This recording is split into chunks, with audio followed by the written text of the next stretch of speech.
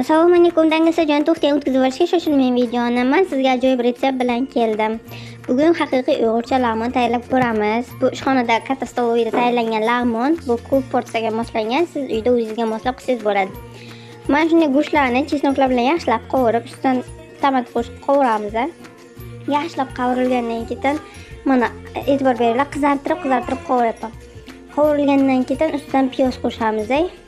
Va piyozni ham yaxshilab qovuramiz. Va oldindan to'g'rab qo'yilgan, endi bizda jaydarchasiga oqturp deyiladi. Endi sizlar nima deb nomlanishini bilsalaring, nomini kommentga yozib ketasizlar. Oqturpni qo'shib olamiz va yana yaxshilab qovurishda davom etamiz. E'tibor beringlar, bu lag'monga 3 xil svetofor bolgarskiy ishlatish kerak: yashil, sariq, qizil. Shunda ham chiroyli chiqadi, ham ta'mi ham o'zgacha bo'ladi. Bolgarskiylar ko'p qovurilishi kerak emas, solingandan keyin 1-2 marta aylantirilsa bo'ldi. Bu suyuq lag'mon bo'lgani uchun bunga 3 qoshiqda biz un qo'shamiz. Bu katta porsiya bo'lgani uchun siz uyda o'zingizga moslab kamroq qo'shsangiz ham bo'ladi. Un ovqat ta'mini shirin qilishga va quyuqroq chiqishiga yordam beradi. Albatta uni qo'shib tayyorlab ko'ring, bir marta bo'lsa ham rosa mazali bo'lib qoladi. 1-2 aylantirganimizdan keyin ustidan oldindan to'g'rab qo'yilgan karamlarni solib, yaxshilab yana 1-2 aylantiramiz. Va rangi ovqati chiroyli qip-qizil chiqishi uchun albatta qaynab turgan qaynoq suv solishinglar shart.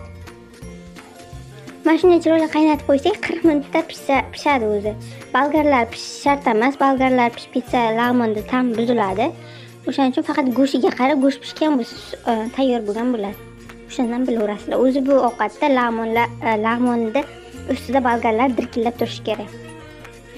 Agar kimda ishtahasi ochilgan bo'lsa, bizning ishxonamizdan zakaz qilishlaring mumkin. Stolovimiz Jizzax shahrida, Olmazor City'da joylashgan. Nomerlarni va to'liq adresni hamda ovqatlarimizning narxlarini opisaniyada yozib qoldirib ketaman. E'tiborlaringiz uchun rahmat. Agar beremennilar va toksikozlar ko'rayotgan bo'lsa, meni uzr so'rayman. Kechiringlar. Iltimos, ishtahalaring ochganim uchun. O'shaning uchun ishtahalaring ochilsa, bizning ishxonaga kelib, albatta bu taomdan